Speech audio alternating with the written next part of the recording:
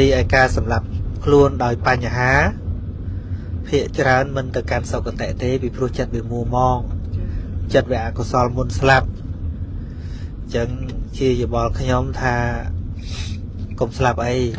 ព្រោះកំណើតថ្មីបន្ទាប់ពីស្លាប់ដោយចិត្តមួម៉ងបែបនេះវាមិនបានប្រសើរប្រហែលរាល់ថ្ងៃនឹងផង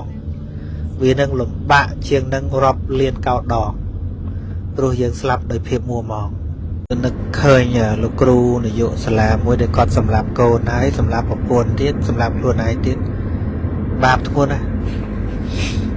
ឥឡូវគាត់ទុកលំបាកត្រឹមតែជាពាក់លុយគេអីប៉ុណ្ណឹង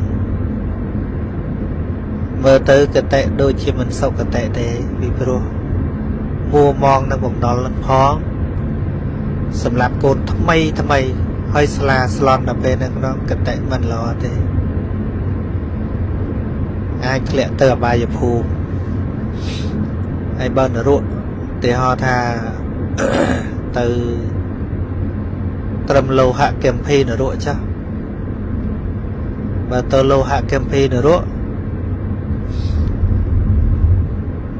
ឬក៏វាអាចដល់អវិជ័យនរករហូតដល់ព្រះសាមេត្រីត្រាស់ហ្នឹងមិនតាន់រួចបងឆេះភ្លើងរហូតហ្នឹងហើយបាទបើឆាតទី5យើងមើលទៅបើសម្រាប់ខ្លួនឯងម្នាក់អាហ្នឹងវាមិនប្រកបវិជាដែរខណៈហ្នឹងបើតោមម្ដោះខ្លាំងក៏ទៅអបាយភូមិដែរណាបើបាក់ទឹកចិត្តខ្លាំងណាត្រូវដឹងថាបាក់ទឹកចិត្តខ្លាំងហ្នឹងអកុសល